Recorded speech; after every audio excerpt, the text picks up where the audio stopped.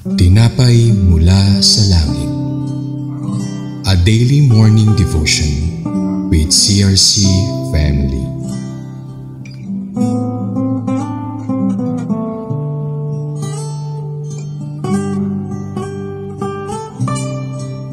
Isang magandang umaga po sa lahat ng tagapakinig at patuloy na sumusubaybay sa ating programang Tinapay Mula sa Langit, ang pang-araw-araw nating devotion sa salita ng Diyos. Ako po ang inyong lingkod, Pastora Olivia Carpio. Tayo po'y sama-samang manalangin. Dakilang Diyos na makapangyarihan sa lahat, aming Panginoon, pinupuri ka po namin at pinasasalamatan sa panibagong araw na ito. Ang pag-aaral at pakikinig ng iyong mga banal na salita at pananalangin ang inuuna naming gawin bago po ang kaabalahan sa ibang mga bagay. Bendisyonan po ninyo kami at pagpalain. Sa ngalan ng aming tagapagligtas, Panginoong Jesus, kasama ang banal na Espiritu. Amen. Ang ating pong teksto sa araw na ito ay buhat sa Aklat ng Bilang, Kabanata 6, talata 27. Numbers chapter 6, verse 27. At ang title po ay The Fruit of the Blessing. Basahin po natin ang Numbers chapter 6, verse 27, salin sa mabuting balita, Biblia. Ganito nila babanggitin ang pangalan ko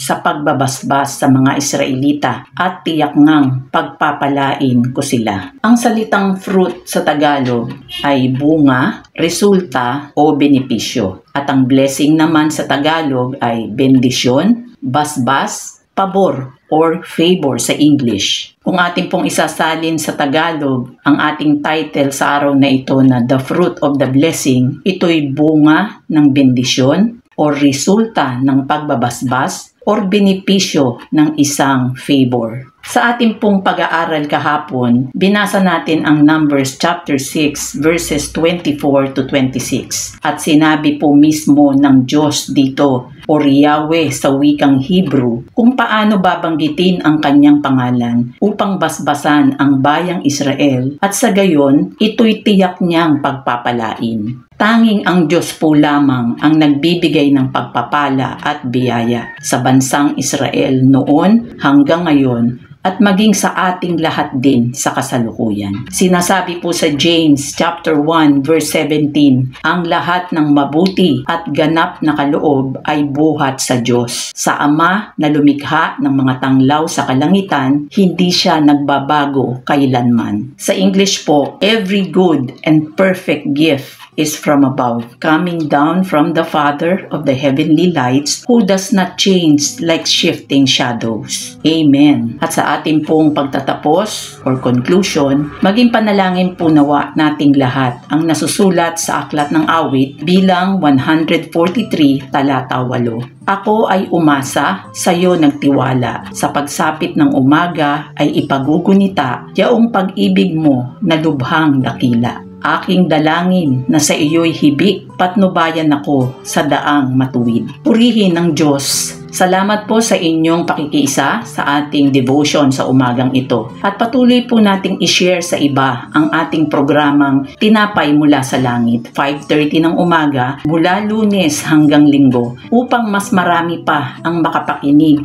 ng salita ng Diyos at mapagpala. Patuloy po tayong manalangin para sa bawat isa at para rin sa ating buong bansang Pilipinas. Purihin ang Panginoong Jesus. Amen.